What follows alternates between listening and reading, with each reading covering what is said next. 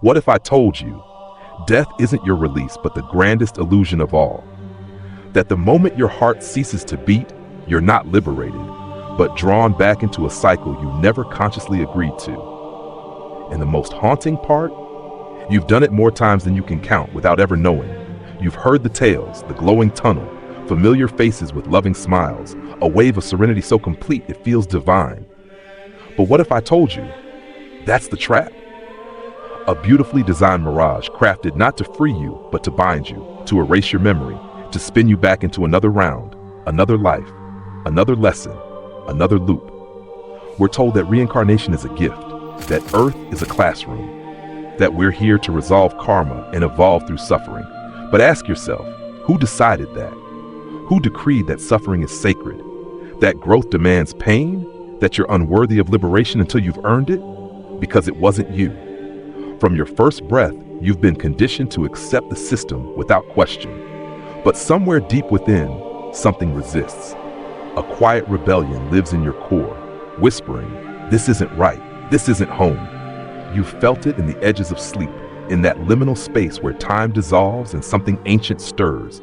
You've caught glimpses of a truth that cannot be named, that you are not your name, your body, or your story. You are awareness itself, not a soul striving to awaken, but the eternal witness in which all of this, even death, arises. And there are those who do not want you to remember.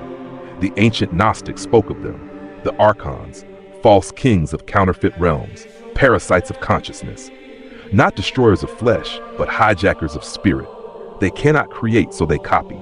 They wear masks of angels, deities, loved ones to lure you. And when you think you're free, that's when they strike. They welcome you with light. They replay your life like a movie. They make you relive your regrets, not to set you free, but to make you believe you must return, that you owe more, that you haven't done enough. And just like that, they hook you. You agree to come back, to fix what you couldn't, to be better, again and again. But who gains from this endless reset? Not you. With every return, you forget a little more. And with every forgetting, their hold strengthens, until you no longer question the rules, until you believe this is how it has to be. But here's the truth. It doesn't. You were never meant to chase your tail through lifetimes. You were never meant to earn your worth. You already are, whole, radiant, infinite. And once you remember that, truly remember, the illusion collapses. The Egyptian Book of the Dead wasn't just poetic metaphor. It was a warning disguised as myth, a guide through the underworld, riddled with deceptive deities and trials of illusion. It taught that a light heart, not from righteousness but from detachment, is what sets you free.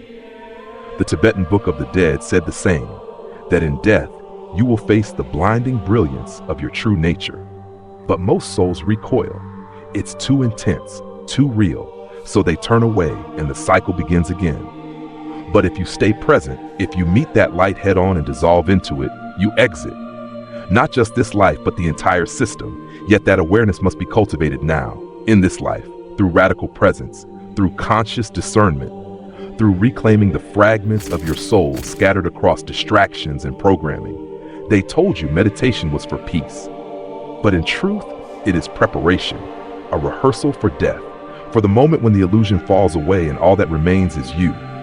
So let me ask you, if death came tonight, would you be lucid enough to say no? To question the scene before you? To stand in clarity when a shining figure offers you a second chance? Would you have the stillness to feel beyond the image? To sense what vibrates beneath the mask? Because vibration is the key. Illusion cannot mimic frequency. Love has a signature, so does manipulation. And when you train yourself to feel the difference, you'll never be fooled again. That's why they use emotion, because it clouds your discernment. It scrambles your field. It makes you reactive instead of sovereign. But you don't have to react. You can choose. This life is your training ground. Each trigger, each heartbreak, each letting go is a rehearsal. Not to strengthen your ego, but to sharpen your presence. Will you dissolve into the emotion, or will you witness it from the still center of your being?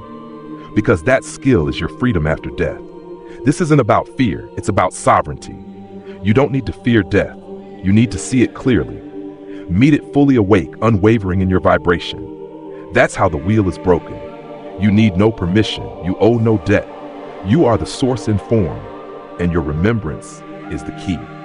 Most won't escape, not because they're weak, but because they're dreaming, because they mistake comfort for truth.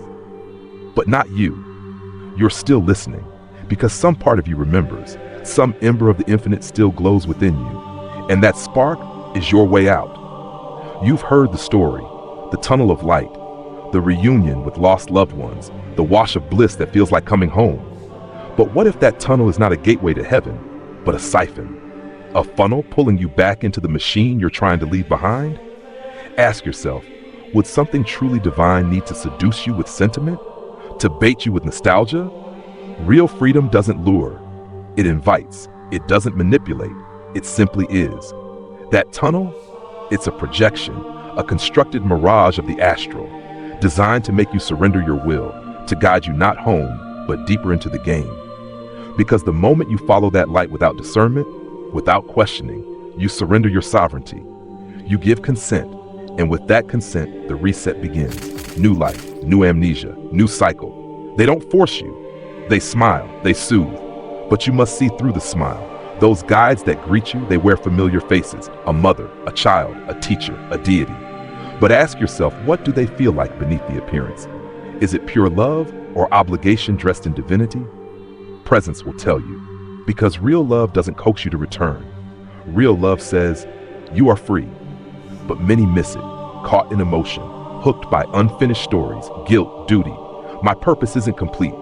My children still need me. But where did that idea come from? Karma, reincarnation, the cosmic feedback loop we mistake for truth. They told you karma is law, that it's balance, that you must repay every pain, correct every flaw. But that's not divine order.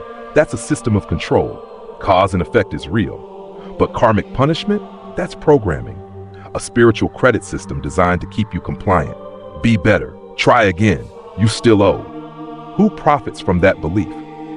Entities that feed not only on your pain, but on your participation, your agreement to keep spinning, thinking you're ascending when you're simply orbiting a wheel they built. The more you return, the more you forget. And the more you forget, the easier it is to keep you entangled. They don't need chains, just beliefs. Ideas whispered in the liminal space between this world and the next. You're not done. You haven't earned rest. There's still work to do. And out of guilt, out of love, out of illusion, you agree. But you were never meant to be bound. This isn't new. The ancients knew. The Gnostics warned us, archons, imposters of divinity, gatekeepers of the matrix. They said this realm is not true creation. It is a counterfeit, a stage. And when you die, they test your awareness. Not with force, but with illusion. With questions that trap you into saying yes. But you can say no. And when you do, not in fear, but in clarity, the cycle breaks. Not because you've earned your exit, but because you remembered you never needed to play in the first place.